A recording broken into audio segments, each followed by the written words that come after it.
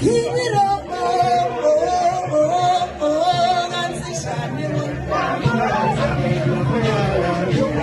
Keep it up,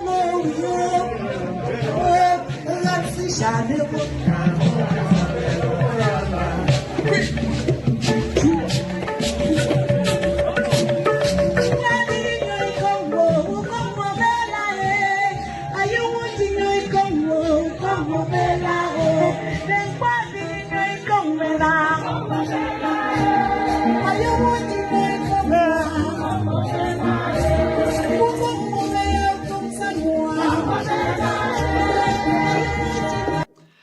Hello everyone, you are welcome to the JMA Connections this Thursday, the 7th day of May 2026.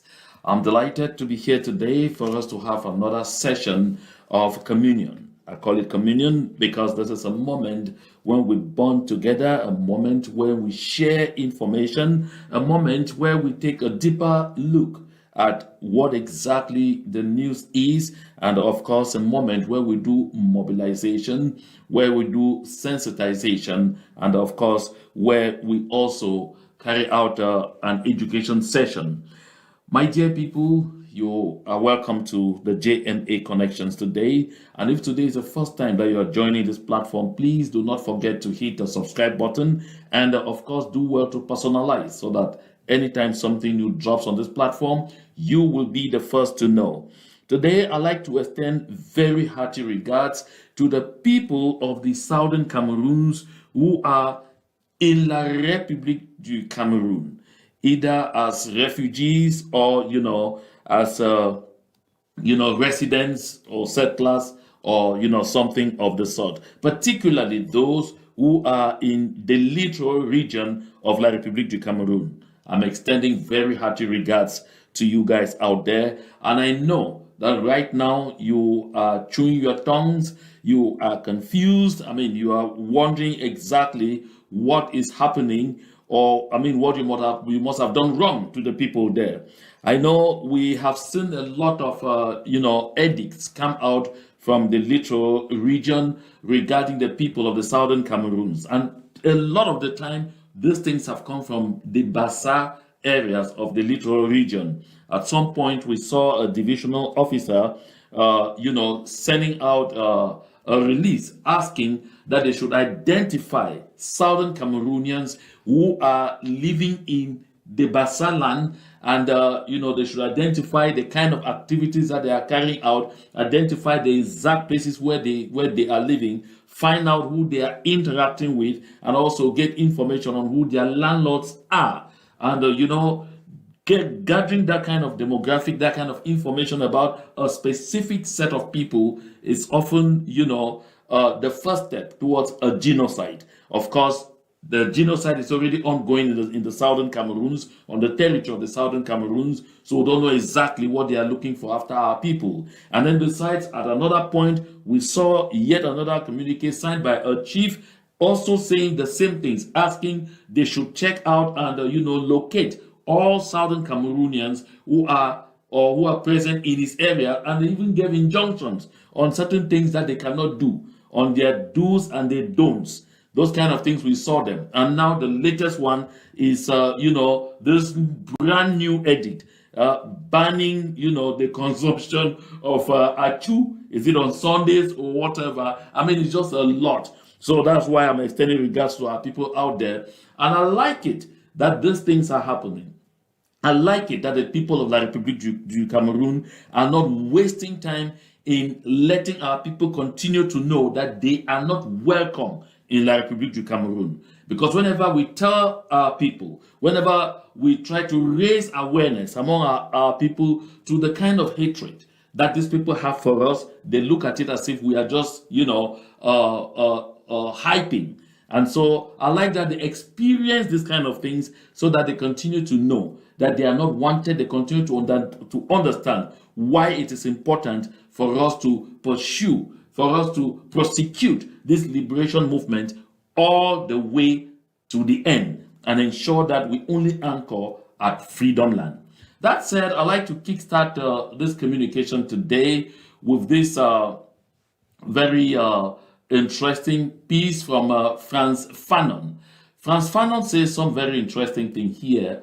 He says the colonial system nurtures the colonized people in such a way as to make them believe that salvation lies in their identification with the colonizer's value. I like to take this again so that you have a clear understanding of what this is. It's true that within the framework of the Southern Cameroons here, we are talking about black on black colonialism. So for the case of the Southern Cameroons, we are talking about black on black colonialism. And I see somebody just asking, of course, if you're just tuning in, you're on to the JMA Connections. And today is Thursday, the 7th of May, 2026. So I was saying that Franz Fanon makes it very clear in his book, The Wretched of the Earth. He says the colonial system nurtures the colonized people in such a way as to make them believe that salvation lies in their identification with the colonizer's values. Someone will ask, but how does this connect to us? If you look at our neighbors, at our noisy neighbors in La République du Cameroun, you will recognize that to those people, if something doesn't look like what happens in France, it does not work. You will notice that for the people of La République du Cameroun, the model is only how it happens in France. In every sphere of their lives, especially even at the level of governance. And that is the problem that we of the Southern Cameroons, that the people of the Southern Cameroons started by having with the people of La République du Cameroun. Because they don't have minds of their own. They were not trained to think independently. They were not trained to think of being self-reliant. They were trained to consider that their salvation lies in mirroring whatsoever is happening in France. That's why you see that for La République du Cameroun. Even the legal system has to mirror what is happening in France. In La République du Cameroun, even the administration, you see, while France dumps certain practices like the préfets, the sous-préfets, and the commandement and all of those things, that is what continues to make a lot of sense for La République du Cameroun. You notice that even the constitution of La République du Cameroun is always mirrored on what is happening in France. And you learned that recently, while there was serious work ongoing to amend the constitution of La République du Cameroun, to insert the position of vice president, constitutional experts, citizens of France, white people, were shipped from France to La République du Cameroun, where they stayed for weeks, helping La République du Cameroun to draft that text that you saw, those short texts that you saw, to be inserted in the constitution of La République du Cameroun to create the position of vice president in La République du Cameroun. So you see that creation, the wordings, the approach, the philosophy, and the expected outcome is exactly what the French want. That is how it is, as you see there. Because and those people were there, they were working in tandem, consulting with Frank Bia, consulting with this. They actually were working a lot of the time under the coordination of the French embassy in Yaoundé. This should tell you exactly all you want to know. And then now look at it now from the other perspective. Now for the people of the Southern Cameroons, because we find ourselves in a situation of colonialism by proxy. France is colonizing the Southern Cameroons through La République du Cameroun. And that's why we're not talking here on black colonization. But you see what is happening to those who call themselves our elite, to those members of the CPDM crime syndicate, to that less than 2% of the population of the Southern Cameroons that are holding us hostage. If you look at them, they have been brainwashed to generally believe that their salvation lies only in either operating like what is happening in La République du Cameroun or hanging on to La République du Cameroun, maintaining their umbilical cord with La République du Cameroun. And so to set such a set of people free, it's a talk of war. This explains very easily why, despite the humiliation that they are getting daily, despite the dehumanizing treatment, despite the ridicule that is being spilled on their faces on a daily basis, they continue to hang in there. Despite even calls from citizens of La République du Cameroon, concerned citizens of La République du Cameroon, telling them, save face, save your image, at least by resigning, they continue to stay there.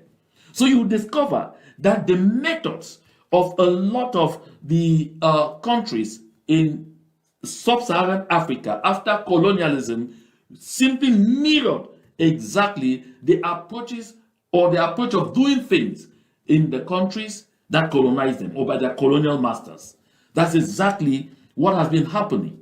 And so we find ourselves in a situation where we first of all have to get our people emancipated from mental slavery, because this is what Bob Marley refers to as mental slavery. If they don't get, first of all, emancipated from mental slavery, it gets really complicated getting them out of this. Because you want to see the number of them who are being ridiculed. All of them, I bet you, all of them are being ridiculed systematically on a daily basis. Because I had the opportunity to exchange with a lot of them who were in positions of responsibility. Some of them were ministers. In the day you see them bragging on camera, talking, oh, the president of the republic, Paul Biya, is this, is that, he's left, he's right. But when you sit with them in private, you see them shedding tears and telling you horrible experiences of exactly how subordinates under them are maltreating them. Because they're subordinates appointed by the presidency of the republic, like directors and all whatnot, treat those ministers like rats and make them know that they are appointed by the same person that appointed them too, that they're also appointed by decree, and make them know that they have no instructions, to take from them. Some of them sit back home, really cry. Some of them, you find them really depressed. I mean, some of them actually suffer from PTSD on a daily basis, but drop they won't. You look at very ridiculous situations, like that of Joseph John Gute, so-called prime minister, head of government, that he is being, dehumanized now by somebody who worked under him at the Ministry of External Relations when he was minister delegate at the Ministry of External Relations in charge of relations with the Commonwealth. Ferdinand Gongo was Secretary General, protocol-wise, was under him. But see what Ferdinand Gongo is doing to him, humiliating him every single moment he has the opportunity. Look at Fru Jonathan Mujingni. Fru Jonathan Mujingni, when he was at the Ministry of Mines, he was what? Secretary General. But when he dropped from the Ministry of Mines to go to the company called Sonamine, someone who was director under him as Secretary General was appointed Director General. And he, Fru Jonathan Mujingni, who was his boss yesterday, is now today appointed Deputy Director General under someone he bossed just 2 or 3 years back. You see that level of humiliation. And even with that, they go sit down and celebrate that kind of dehumanization. These are the kind of things that Frantz Fanon is talking about. And these are the things that should make us tell ourselves, these people, despite the fact that they are a hindrance, despite the fact that they are an impediment to the progress of our liberation movement, a lot of them actually do need help. The only problem I face is that they don't even know that they need help. That is why we need people to continue talking to them on a daily basis on the need for them to emancipate themselves from mental slavery. This is absolutely important. And as I was saying, in La République du Cameroon itself, the methods have not changed. You see, the high-handed approach that the French taught them during the colonial era has remained. You learned today that the mayor of Loum in the Littoral region, that's in the Mongo division, because he is opposition, SDF, and of course to normally criticize the administration, criticize the president of the republic, criticize the CPDM because he's in the opposition, and by right he should do that. It is his constitutional right. But you see that simply because he opposed an act by the senior divisional officer of the Mongo, because he opposed an act by the divisional officer of Loum, because he questioned their ability to, issue badges to commercial motorbike riders without the advice or without the involvement of the council. What did they do? They sent police to go and arrest him like a common criminal. I think they could just have caught him. Just take a look at this. This is disgusting. While I was coming to the studio, I saw this. I was like, oh my goodness. Oh my goodness. Oh my goodness. Simply because this guy is reminding them this is how things have to happen. This guy is one of the most outspoken politicians, that I know in most of La République du Cameroon. The only person that beats him on that scale is Jean-Michel Ninche, who used to also be a member of parliament for the SDF party, the Social Democratic Front, in the littoral, until the dirty internal politics championed by Joshua Ossi, who is today the chairman of the Social Democratic Front, pushed Jean-Michel Ninche to leave the SDF. And the people of Lum, because they effectively elected this gentleman. Because this gentleman, his name is Wabo. I guess his name is Wabo. I'm looking at the name. I absolutely wrote that somewhere. Guy Wabo, yes. Guy Wambo, yes. So Guy Wambo was elected by the people. He won his vote clearly. He was not appointed by Paul Biya like most of those who are representing the CPDM crime syndicate. And so when the divisional officer and the senior divisional officer sent police to go and capture him like a common thief, what happened? The population went out en masse. As you can see, that's why 1 minute you hear, oh, Monsieur Guy Wambo was arrested. The next minute you hear, Guy Wambo has been released. Why? Because the population went out and assuaged and stormed the police barracks where Guy Wambo was detained. And so the local administration noticed that the situation was going to go out of hands. Because as you know, Cameroon at this point is a powder magazine. The thing can come from any angle. It can come from any part of the country. The fire, that spark that will set the entire country ablaze can come from any part of the country. And so the people or the local administration got frightened when they saw the popular mobilization. The people went to request the release of their mayor. Why? Because at least this mayor is working for the people. Because this mayor is standing by the people. Because this mayor speaks the language the people want to hear. Because this mayor identifies with the challenges, with the sufferings, and with the miseries of the people. And so the people identified with him. And the people went out to say, you can do any kind of nonsense you want here, but you will set this man free. And they were forced to set him free. That is the kind of approach that these people inherited from France. That is the kind of approach that they inherited from the French colonial system. Rather than simply summon the mayor, rather than ask the mayor to come over for a conversation, or even go to the council, why not? And have a conversation with the mayor. Sit around a table, dialogue on the issues he was raising, and come out with a resolution. What did they prefer to do? Use a high-handed approach. It backfired because immediately upon his release, Guy Wambo has insisted that they will do exactly what he wants done in that municipality. Despite all the talks that, oh no, the badges were to be issued by the civil administration, the GO's office, and the SGO's office in collaboration with the police because it's a matter of security. The mayor is in charge of the city. He's the elected representative of the people. So he is the first magistrate of the Lum local government area or Lum subdivision. This is what it is.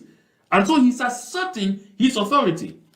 Now, when you come over to the southern Cameroons, where all those Ngaputs are appointed by Yaoundé, if anything is happening to them, what you hear from the people is excitement. What you hear from the people is celebration. because the people even want all of them down. Why? Because they were never elected. They don't represent the people. They don't speak for the people. They don't share in the challenges and the miseries of the people. They decided to pay attention to the concerns, to pay attention to the guidelines and directives of the colonial administration. You see that contrast? That's exactly what this whole thing is. And so you continue to move on with that circle. I'm just making this stopover in La République du Cameroon to brush on some of these few issues, and just so that we continue to see the contrast, we'll continue to understand why the people of the southern Cameroons no longer want to have anything to do with La République du Cameroon. We are not the same people. Mark Barretta actually put this thing in a kind of way. He even went as far as using some kind of vulgar language to make people understand. Say, we don't do this like them. We don't do this like them. We don't do this like them. And that is the truth. Couldn't be far, that is absolutely the truth. All of the truth and nothing but the truth. And so that said, of course, you have heard news about the passing of some very young people in La République du Cameroon. I don't know, La République du Cameroon is increasingly, almost on a daily basis right now, losing, a cream of the youth of that country. Just like, and this is one of them.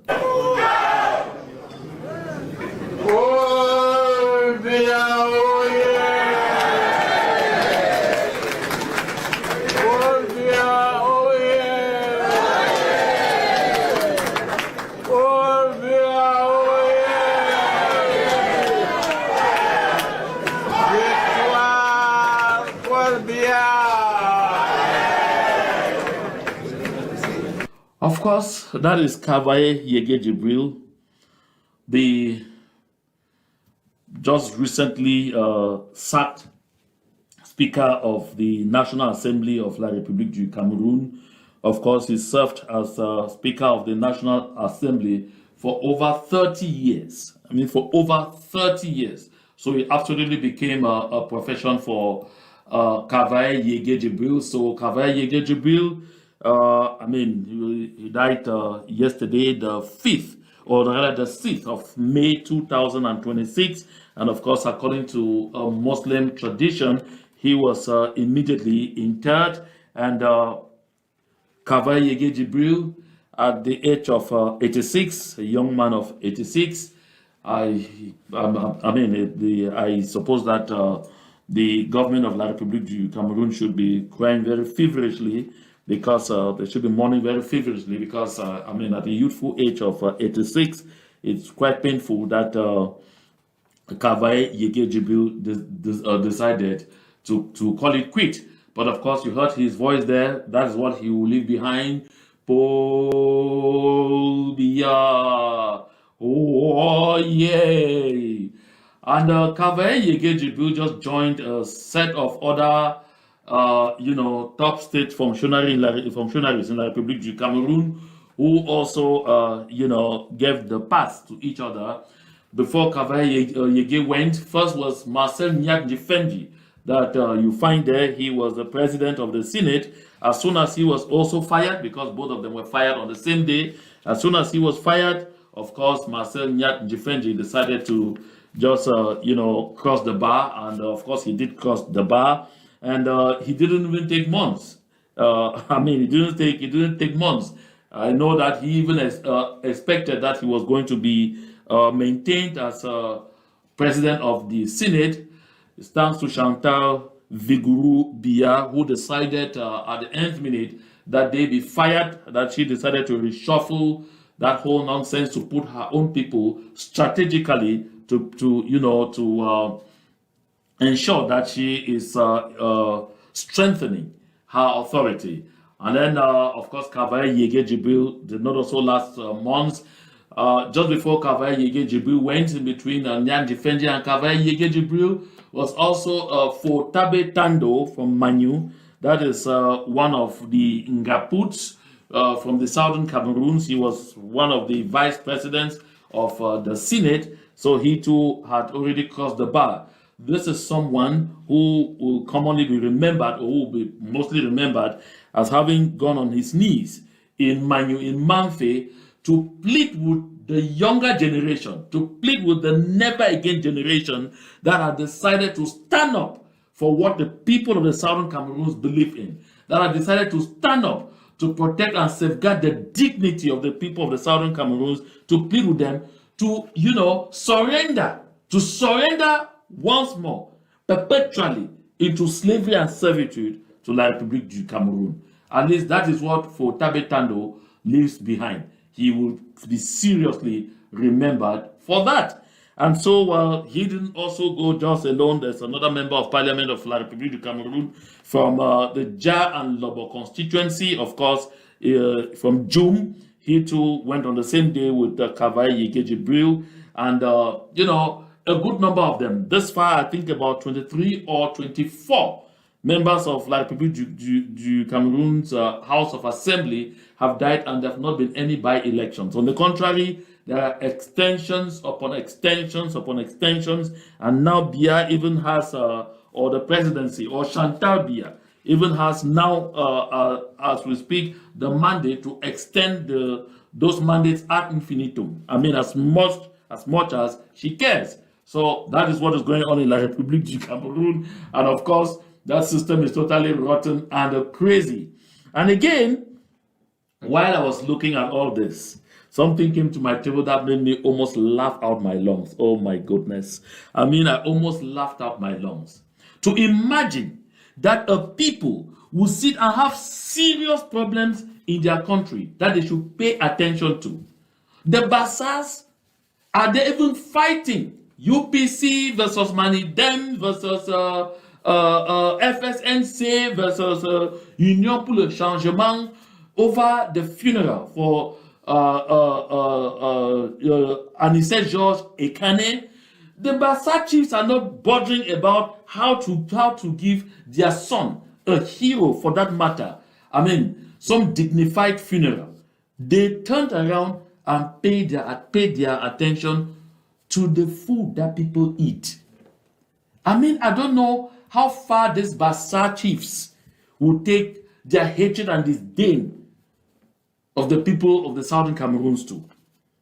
Look at, you see that note is actually signed.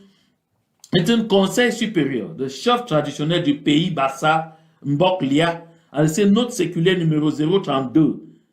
Chap, CSCST, bar 2024. Although you see up there in the reference, it shows 2024, but I mean, it's signed on the 4th of May, 2026 in Ezeka.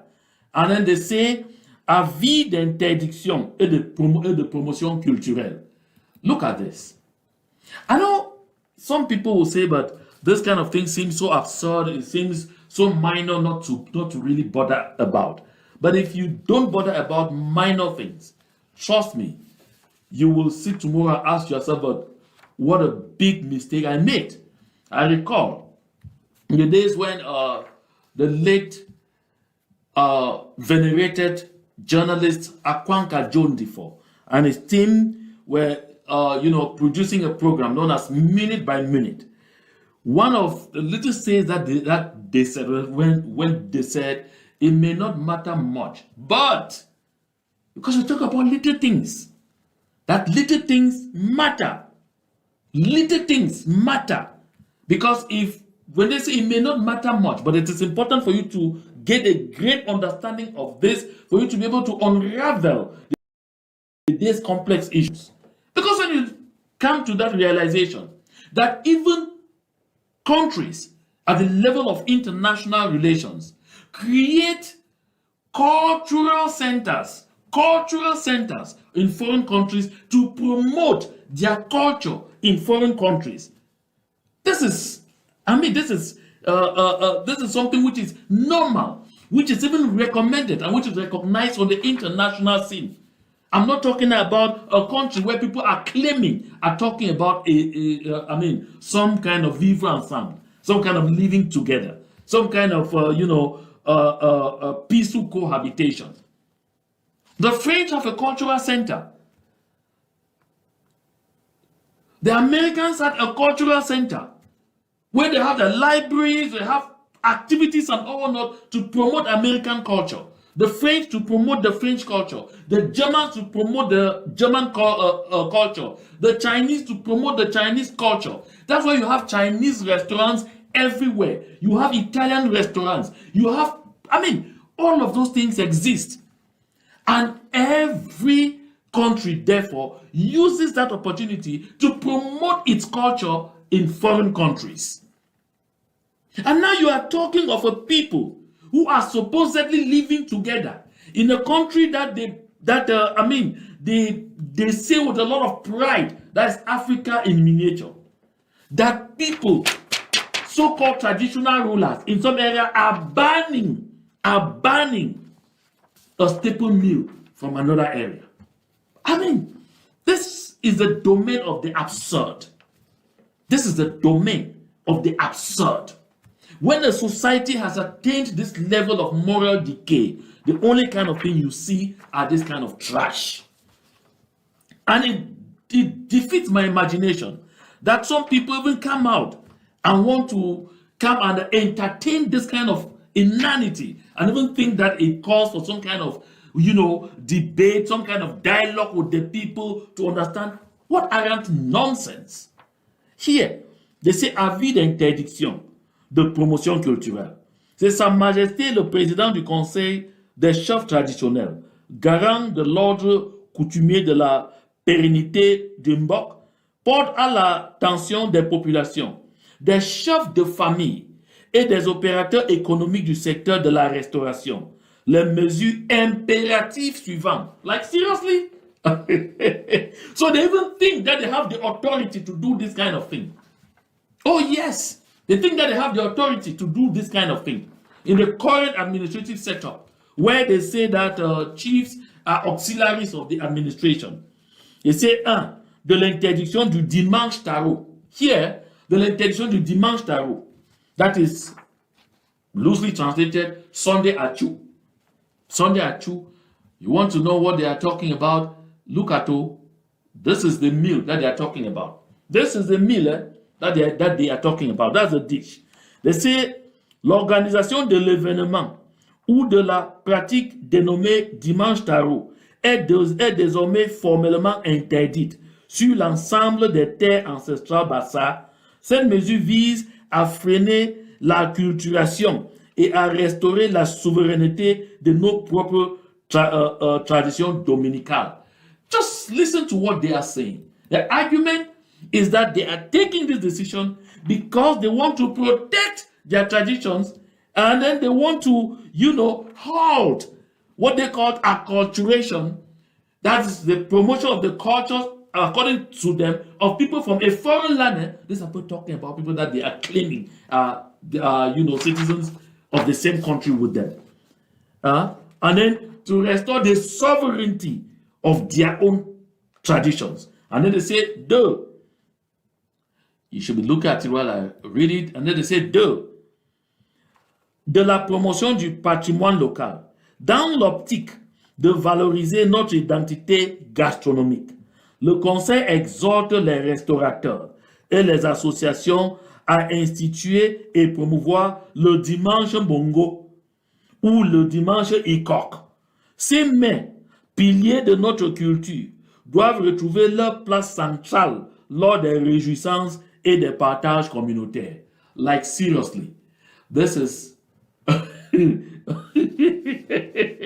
there's a Nigerian movie that I watched once, one Nollywood production, where somebody became an Igwe, and as he became an Igwe, he decided to pass some very draconian measures. And he said, for days, that's some traditional, that's the like for the people of Southern Cameroon, especially those from the grassroots who call it Country Sunday. That is those traditionally, those days that are set aside for, traditional palavers and all of those. So he said that anything that will happen on Afode will belong to the Igwe.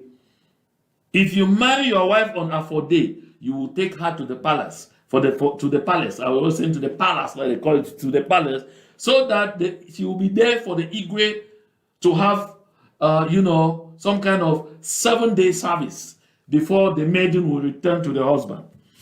If any good thing happens to you on Afode, it belongs to the Igwe. And so it got to the point where people said, okay, that's fine, I'm good. So if your child died or you have a family member that died on Afode, people decided to carry the remains to the palace to tell the Igwe, it happened on Afode, this belongs to you. So this is insane. That you want to control what people will eat. You want to control the meal preferences that the people will have. You want to control, people's culinary habits. This kind of things happen when there's lawlessness.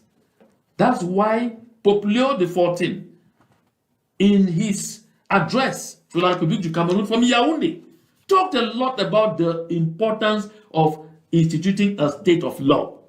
Because he was pointing out that La République du Cameroun is a state of lawlessness. It's a chaotic country. Everybody stands up in their own angle and decides to do whatsoever they care. This is crazy. This is really amazing. But you know what? It's happening. It's absolutely happening.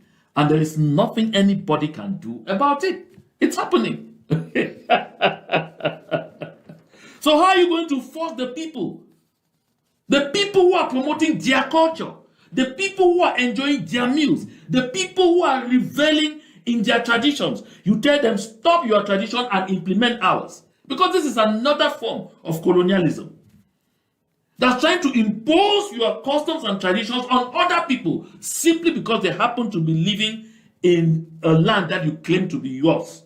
That's why they say il faut instaurer et promouvoir le dimanche bongo ou le dimanche ICOC. Like seriously. C'est ces mes piliers. And c'est des sanctions. Tout contrevenant à la présente note s'expose aux rigueurs de la coutume, incluant le retrait de la reconnaissance traditionnelle et d'autres sanctions rituelles déterminées par le cercle des sages. Oh, wow. So if you continue to eat achu on Sunday and you had been, awarded a title by the Bassa people, that title will be withdrawn. So if they had made you a Bombok, they will withdraw the title of Bombok from you. And, they say that there are other measures that they will take. You see, like I said, this is the level of madness that you find. Because in a lot of the other, in several parts of the southern Cameroons, people are eating bongo chobi, people are cooking bongo chobi, people are eating ikok, people are eating ikok or kok, people are eating dole, people are eating bobolo, baton, everywhere. They don't need the permission of these Bassas or the Doualas or the whoever to eat this food stuff. But this is what it is. And again, it takes me back to the same thing that I am saying. This continues just to show the level of disdain that they have, not only for the people of the southern Cameroons, but again to our culture, again to our traditions. And if they definitely hate us this much, they will go all the way to this extent. Because they look at what represents us and they feel that we're inferior people.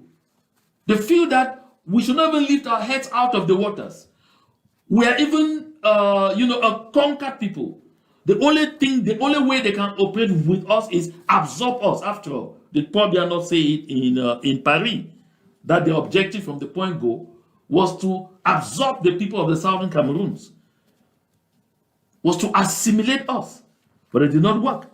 And then I got even more, should I say annoyed? Should I say frustrated? No, I should say surprised that Madame Omam Esther, who is the executive director of Reach Out Cameroon, someone whose activism has at least, quite often attracted my admiration, come out to want to pay some kind of attention to this kind of inanity. When she said that the issue should be handled through calm discussion and mutual understanding. What are you handling through calm discussion and mutual understanding? That a bunch of ngaputs, a bunch of traditional beggars put themselves together and want to dictate culinary habits on the people? And that's what she said somewhere about balancing tradition and diversity. Because she says every community has the right to protect its culture. And then she added, but Cameroon's strength also lies in its diversity and its ability to live together peacefully. Every community has a right to protect its culture. You protect your culture by promoting it, not by banning another culture. If you get to that place where your culture will only make sense when you ban another culture, then you have a problem. Then your cultural practices should be revisited. Because if you get to that place where you have to ban a culture, you see, this is what I said before. There was a time, this was in 1995, when I was a young intern at the CRTV national station. And I was anchoring a program on national station known as Evening Rendezvous. So on one evening, and I've never forgotten that day, that was on the 10th of April, this one was 1997. This was on the 10th of April, 1997, when I was presenting this program under the coordination of the Paramount Fund of Benin, Kenneth Kan Asobo. Listen, I prepared a program control sheet and I was going on the air. And the sub-director of programs at the Department of Programs was Francois Onana from the Boulobeti clan. And Francois Onana had to authorize my control sheet before I go to the air. And when he looked through my control sheet, he observed that I had music from every part of the country that I had lined up to, play on that program. But there was just one Bikoti cut. Because, it wasn't a lot of time. I had about 9 soundtracks. Of those 9 soundtracks, they literally came from almost every part of the country. But Francois Nana told me he was not going to approve my control sheet to go on the air unless I had at least 60% of the songs that were going to be played on that program being Bikotsi. And he said so, looking at me eyeball to eyeball. Francois Onana. He's still alive on to today. He should hear me. He said, il est interdit d'avoir un conducteur avec moins de 60% du Bikotsi. So when you see those kind of things, and that is how the culture of that country, because at the time, Makossa was reigning. People naturally loved it, but they had to force Bikotsi with all the obscenities with all the obscene things that are being said or that are said in those soundtracks down the throat of the people. This is what it is. If you have to start forcing people to like your culture, that culture has a problem.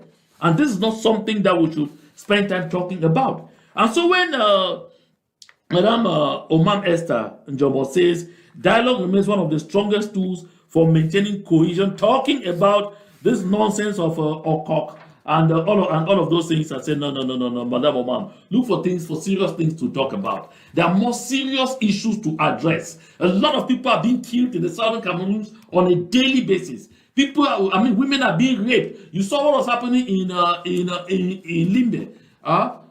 People who are running phone call boxes were on the streets of Limbo today demonstrating because they have become permanent victims of questionable armed robberies. And a lot of these armed robberies are by the colonial soldiers, are by the occupational forces of La République du Cameroon. They are the ones perpetrating all of those ills in our land. Madame Esther Omam, these are things that you should bother about. Because you say, common ground can always be found, she said, in ways that honor tradition while preserving peace, dignity, and mutual respect. You don't give audience to people who are saying this kind of inanities. We need to put them to shame and forget that trash. And now I want to get on to, there are a lot of these stupid things that are occupying the headlines today. And you ask yourself, what do we consider to be important to us? Just like this other one. I have feedback on exactly the level of disgrace that these so-called chiefs, all of them, when I say so-called chiefs, some think that I'm talking about only about the ones from the forest zone. Even a lot of funds from the grass fields find themselves in this particular kind of circle. The only difference is that they have not yet gone to a legion commander or some La République du Cameroon civil servant in our territory to table their own complaints for arbitration. Look, the feedback I've had on this is that those chiefs complaints were apparently an overreaction. Here they are, the chiefs of the southern Cameroons. I don't want to say southwest and all of those things, because I have some stuff here where someone is trying to explain to me what happened. He says Chief Etuge Augustine, who is supposed to have confiscated the 3 million given by the Speaker of the Cameroon Assembly, Mr. Theodore Dato, that Chief Augustine was acting on the instructions of the President of the Southwest House of Chiefs. Can you imagine that? It's one of the president of the Southwest House of Chiefs. The disgrace even gets stronger. At the Regional Assembly, who constituted the delegation to visit the House Speaker. So he constituted the delegation and said, go and fetch fetch us some money. So they say he was designated to lead the delegation of selected chiefs from all the divisions in the Southwest. Prior to their departure to Yaoundé, instructions were handed to the team head on their presence that any proceeds from the trip should be brought back to Boya before sharing. So it was not an expedition to go and congratulate and say, oh, we have problems, or to go and present issues and all whatnot. It was a money-making expedition. It was a begging spree. Yes, those are traditional beggars. It was a begging spree. That's what it was. So this explanation makes it even worse. And they say, surprisingly, after the audience with the House Speaker that yielded 3 million, some members of the delegation insisted on having the booty shared on the spot, contrary to the instructions of the regional president's directives. This is where the leader decided to leave with the money back to Boya. The booty was successfully handed to the cabinet of the Southwest House of Chiefs president. Chief Etuge is wondering why the Boya Subdivisional Chiefs Conference should be complaining on a regional affair. Just hear that. So the House of Chiefs is run by money that they go left and right, desecrating our tradition and begging. We'll call them royal beggars. People say, no, you shouldn't do that. That's what it was. And that's why, a professor, a university lecturer in Boya, who listened to my last outing, said, he asked me these questions: are these chiefs vibrating in phase with their own very people? He says, mid last week, soldiers gunned down 2 children of the southern Cameroons in Ikata who were fighting for the freedom of the land. I said Ikata is one of the biggest villages in Fako. In retaliation, the boys brought down 4 La République du Cameroon thugs. These thugs brought untold desolation onto Ikata by burning the whole town, of Ikata. Ikata is between Ekona and Moyuka. These chiefs, or these thieves, or these royal beggars did not go to Yaoundé to go and complain about what is happening to their people. These royal beggars went to Yaoundé to beg money. And before going, they already anticipated that there could be some fruits of that begging. And so they had already put in place a sharing mechanism. Oh my goodness. This is disgusting. This is disappointing. This is shameful.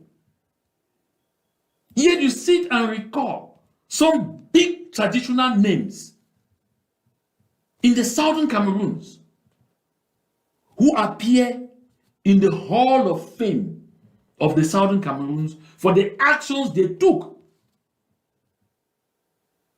in preserving the dignity of the southern Cameroons. You hear about is it Chief von Asongani? You hear about the founder of Fontem. You hear about von Abumbi. You hear about, in fact, you hear about EML Endeli at that time was also a traditional ruler. No, I think not particularly the one that was, prime minister, but Chief Endeli of the time. Chief Endeli, those were names of those traditional authorities who stood up for the people. But today, in lieu and place of all of those people, we now have Ngaputs who simply ignore the pains, the sufferings of the people they are supposed to rule and reign over, and spend their time going to the same perpetrators, going to the oppressor to go and beg. This is one of them who stood up to fight against his own people, molested his own people seriously, to applauses from the other side, from La République du Cameroon, who today is licking his wounds. Listen to Moja Moja. For the two sides, when one look at for the two sides, for true, we get problem. Yes. Me, I'll talk say for true, we get problem, because if you meet Chief Moja Moja, I'll tell you, say for class quarter, 2 days ago, yeah, some small gendarme there, no sabi, Chief Moja Moja. When I park my moto, I want to open that door by mistakenly touch it. He don't tell me, say, vous les anglophones, so it be hurts me.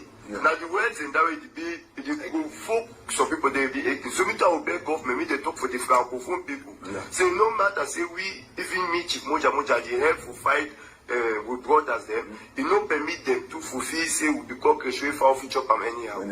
For the two sides, one look at for the two sides. So you hear, he had to wait until they addressed him in his own hometown, Anglophone, so that he should understand that no, that truly there is a problem. I don't even know what to say to this kind of people. The only thing I'll say to him and to all of those who continue to operate like him, the Tangana Ponjis, the Agbobalas, the Munzus, the Callistus Fulgentries, the Fru Jonathan Mergingnis, all of those people, all of those Ngaputs, even including my brother Engwe Francis, look at all of them. Look at, the only thing I can tell all of you is that by the time they finish using you and dumping you, that's when it begins to make some sense to you that no, these people will really have issues. There are real problems. Agbobala was screaming and shouting in the document he issued, saying that no. This kind of treatment, we cannot accept this kind of treatment. There must be some equity. And I recall he said in that his long write-up that today, as the board meets to design its board chair and appoint its director and deputy director, there is still an opportunity to correct this imbalance. Those involved must act with a sense of fairness, responsibility, and national cohesion. To him, he was saying, this will be an opportunity for them to at least bring somebody from the southern Cameroon to please himself, Agbobala. But I guess that Agbobala could see that Sokadel got itself a new general manager that you are seeing on my screen there, and his name is Haj Umaru Hamajoda. Nkomo Felix Agbobala, my dear brother, you can see for yourself. His name is Haj Umaru Hamajoda. And of course, one of them was already in the board of directors. So you can go and continue licking your wounds. That's why I keep telling these people, those who identify as federalists, be very careful. Those who continue to preach one Cameroon, be very careful. You are drawing us back. We don't belong. We have never belonged, and we will never belong. Don't ever forget that when the late venerated Christian Cardinal Tumi conducted a survey, a scientific survey, on the ground, on the territory in the southern Cameroons, with the people on ground zero not involving the diaspora, 69% of the people wrote, they did not just tick, wrote that the only preference they really believe in is absolute independence. Absolute independence. And I think everything that I presented on this slot today, right up to this point, should tell you exactly that. While I'm doing this, I'm turning the next page and opening a page that will even pain you the more. So if you are just joining us on this platform today, you're on to the JMA Connections. And today I'm actually highlighting a lot of issues that should make you understand, as a Southern Cameroonian, why we have to fight all the way to the end. You see, people like Nkongo Felix Agbobala, people like Moja Moja, people like those chiefs, people like Dr. Munzu. In fact, I should not say Atanga Ponji, I should not say Fru Jonathan, I should not say Callistus Fugentry, I should not say. All of those members of the CPDM crime syndicate are bothered about what you see on my screen. Yes, change is scary, but change is growth. Change is scary, but change is growth. You look at that butterfly, see where it came from. It was crawling, but it had to undergo change, transformation, to find itself not only looking extremely beautiful, but find itself eventually flying. Change is scary, but change is growth. What is scaring these members of the CPDM crime syndicate is the fear of losing control. Control, which to me, for them right now, is an illusion, because they don't control anything in the Southern Cameroons. The only way they enter their various village communities is in armored cars. The only way they enter their various village communities is being accompanied by colonial forces, be heavily guarded by colonial forces. That doesn't mean you control anything. That simply means that people have vomited you. That simply means you have been rejected.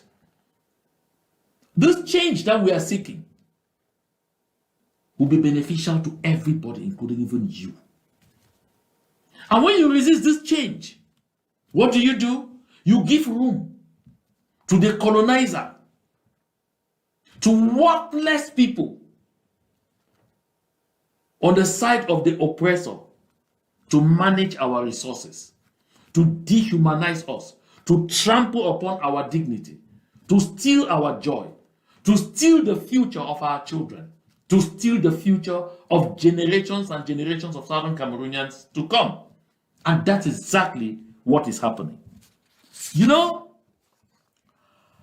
on Tuesday, that's 2 days ago, the 5th of May, 2026, the National Hydrocarbons Corporation, SNH, and the BGFI Bank, Cameroon, signed at the SNH head office in Yaoundé a financing agreement worth 120 billion CFA francs for the Sea Star Refinery Industrial Project. And you know who signed? You know who signed on behalf of the SNH? You look at that lady sitting there. Her name is Chantal Moudiki. Chantal Moudiki, she is a wife of the executive general manager of the SNH, Adolphe Moudiki, who himself has been director general of the SNH for 33 years because he was appointed there since 1993. The man is 87 years old and he is senile. And this is his wife, Chantal Moudiki, signing this agreement. When they talk of the National Hydrocarbons Corporation, where are they getting the bulk of the oil that is drilled, that is extracted for trading? It's from the Southern Cameroons, from Cape Limbo. In the backyard, in the backwaters of the southern zones of La République du Cameroon, the backwaters of Fakon, Dian, Neme, and the others, from the backwaters of the home of Prime Minister, head of government, Joseph John Gute. Look at who is signing off on our resources. Chantal Moudiki. Oh, yes. So while a projected capacity of 30,000 barrels per day by 2028, that is, with a projected capacity of 30,000 barrels per day by 2028. This modular refinery aims to achieve an initial production level of 10,000 barrels per day as early as December 2026. You know, this is a refinery that constructing in 3D. What this lady is signing, she's signing the death certificate of Sonara. Signing the death certificate of Sonara. So this agreement is being signed between Madame Adolphe Moudiki, Madame Nathalie Moudiki, and Mr. Abakal Mahamad. Look at this is Dengaput. That is managing the resources from the southern Cameroons. This is Dengaput. Oh yes. Why she is doing that? We are there fighting over positions of assistant this, fighting over position of vice president, fighting over being member of the board of directors of Sokadef or Sokadef, fighting over this, fighting over. Look at, I said in my previous broadcast, or one of my previous broadcasts, that two ladies of doubtful character are running La République du Cameroon and managing the resources of the southern Cameroons. They are the ones spending lavishly. That is Madame Moudiki, standing there in the middle as if she's the Director General of the SNH. That's Madame Moudiki, Nathalie Moudiki. Right there in the middle. There she is. That is the woman who in tandem, in collaboration with Chantal Moudiki, another woman with no known credentials, shy of being wife to Paul Biya. They are the ones managing the crude oil from the southern Cameroons, the proceeds of the crude oil from the southern Cameroons. Why there is no road leading to Ndian where the oil is coming from. Where there are no hospitals, no good hospitals in Ndian where the oil is coming from. The people of Ndian do not have electricity. The people of Ndian do not have potable drinking water. The people of Ndian have no amenities at all. But this is Nathalie Moudiki. You want to know? I take you back to this close-up where she's signing. I'll tell you this. Nathalie Moudiki is not the Director General of SNH. But look at, she is the one. Nathalie Moudiki is not the Deputy Director General of SNH. No. She currently serves as the second advisor. Listen, second advisor. What I call conseiller technique numéro 2. Second advisor to the general manager. And then is also at the same time the head of the legal division. They generally describe her as the central figure in SNH's leadership. Because she has significantly expanded her influence, actively overseeing many of the company's daily operations. So, and Madame Nathalie Moudiki was only appointed to this particular position of second advisor to the Director General early this 2026. And I hear she is the first woman to hold this position on the SNH Management Board. That's advisor number 2 to the general management. And like I said, she was appointed to that position only in very early in 2026.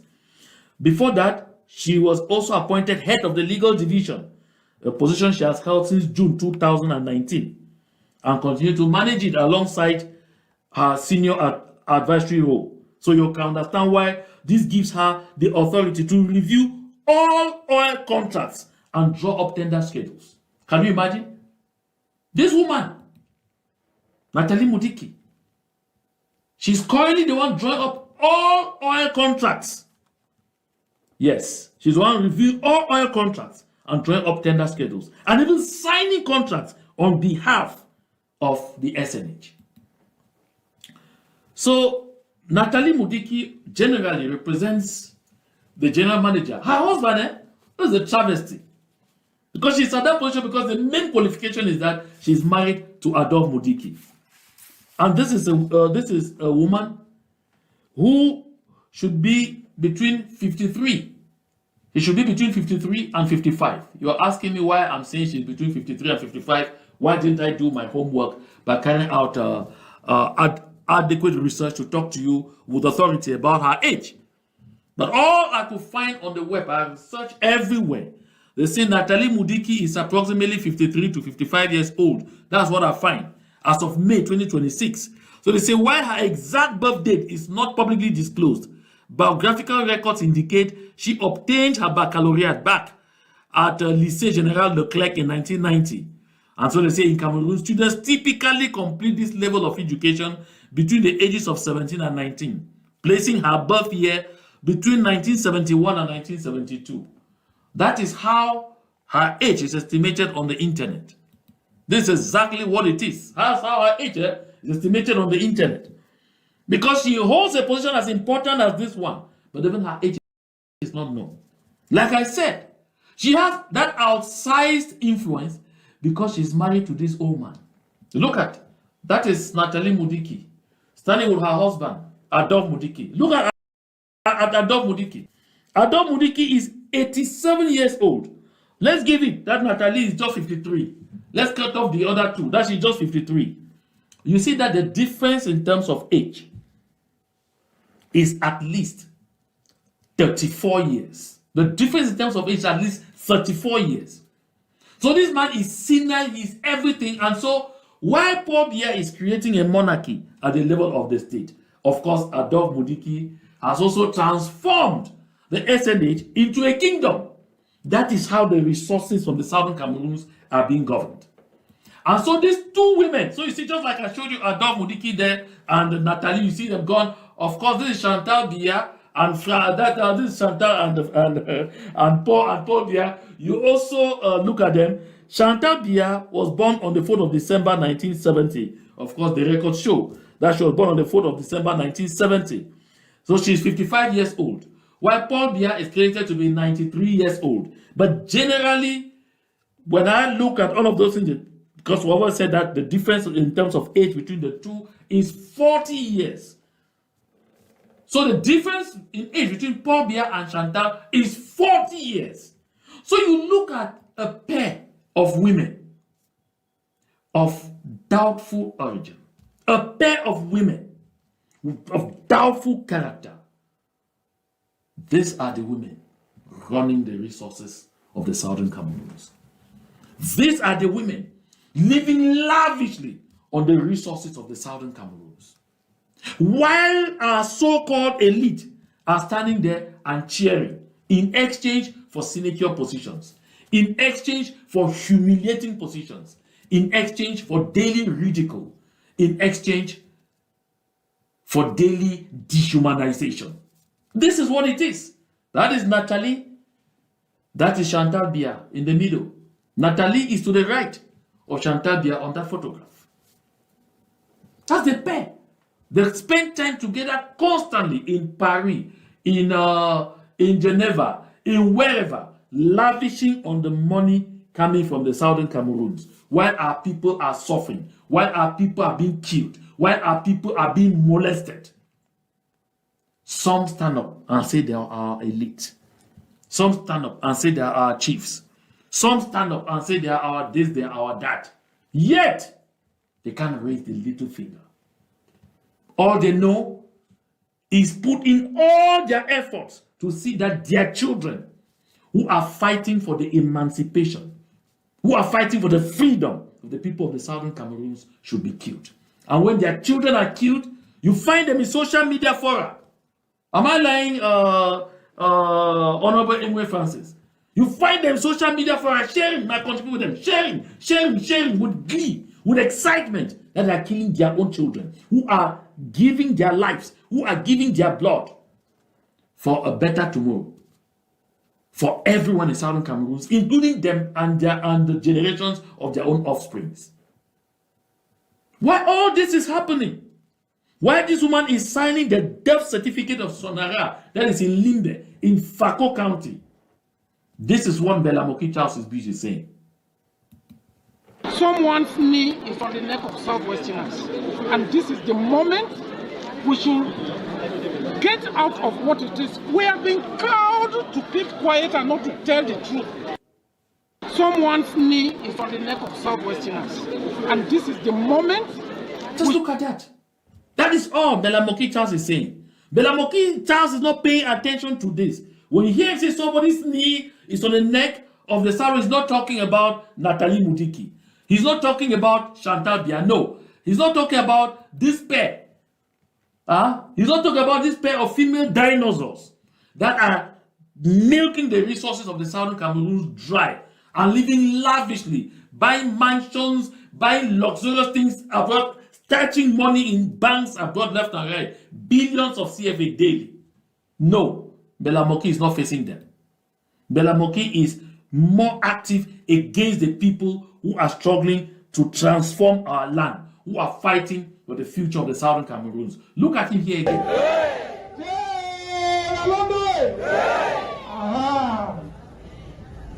We don't hear Papa talk.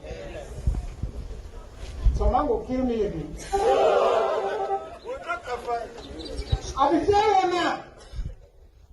Say the Coco member, the entire member. We for here don't like opposition. I'm gonna be green. When I be saying I don't want to see Ambazonia for here.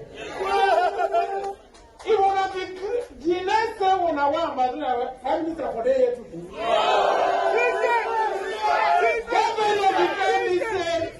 Governor be telling me some day when I hit the job. He said, "Belamoki, I know I hit the job now." No, Papa. He said, "If one man be locked up from Ambazonia like he be locked up, you know, for the narco head." Minister of Defense, Your Excellency, all these uniform people themselves,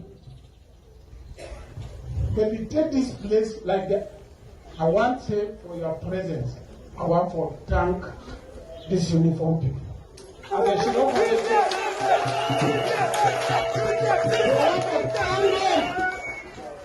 they make up, not picking for here, no, they only hear Ambazonia, but know they hear. Then we picking where it goes and we hear. Like Grandpapa that, Chief Moja Moja.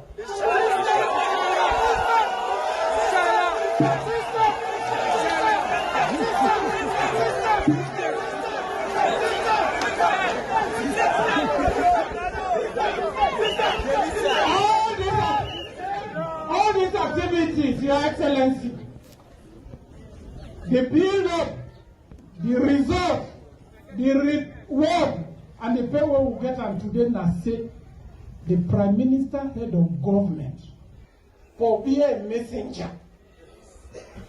Look, if when I see this man, when I not say Paul Biabi. Yeah, boy!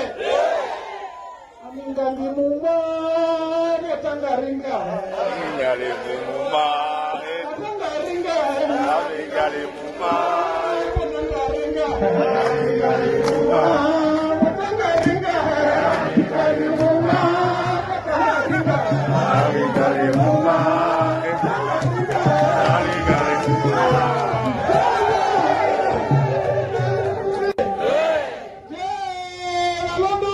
So you see, ringa ringa, ringa ringa oh. That was each time I say Belamoki Charles, aka ringa ringa. So you see, you saw him there praising Moja Moja to his destruction. You know, when it finally happened on Moja Moja, when it fell on Moja Moja, Moja Moja had to pay the price all by himself. Found himself detained at the Koningi Central Prison. I mean, for almost a year or even slightly more before he regained his freedom. Belamoki Charles was praising him, congratulating him for killing his fellow brothers, for turning on his fellow brothers and sisters, for torturing a pregnant woman, and getting her to even deliver her child while in jail. That was what Belamoki Charles was congratulating him for doing. And he was doing that with who? With Chief Joseph John Bute. You saw them embracing with Chief Joseph John Bute. In all of that, I mean, this is such a mighty disgrace. While the people are there waiting and hoping for leadership, while the people are there waiting and hoping that these guys will someday stand and look at the plight of the people and say enough is enough. No, hell no. They don't care. They are there doing all of this nonsense while this pair of dinosaurs are depleting the resources of the southern Cameroon. Oh, let me say not of the southern Cameroon. Belamoki Charles, you prefer me to say of the southwest, are depleting the resources of the southwest, assigning the death certificate of Sonara, and making sure no deep seaport is constructed in Limbo, and making sure that the project that they said was going to rehabilitate the Tico International Airport should die, of making sure that, we don't see the light of day. And Belamoki, that's what it is. It's painful, it's disgusting, it's shameful, but that is what it is. I'd like to thank all of you who were part of this broadcast today. Today was pretty long. I really just have to, get all of this out. I know, it was a bit laborious to, it's pretty long, but I know we'll find time to, get some bits of it again, some segments of it again, and broadcast independently. I want to thank all of you who stayed all the way to the end with me on this broadcast, and I want to, welcome those of you who are on this broadcast, who are on this platform for your first time. If it's your first time here, make sure to subscribe. Hit that subscribe button, personalize, so that when any new thing drops, you'll be the first to know. And of course, share the link. Share the link as much as possible. Let's get to as many people as possible. Do not forget to drop a comment. On this program, on this platform, we are very interactive. Drop a comment, but do not insult. Simply make sure you are addressing the issues, be part of the conversation, and of course, do not forget to drop a like. That like really does go a long way. So thank you very much, everyone, for your very kind attention. It was my joy to have you all here today. So until tomorrow, have a wonderful time.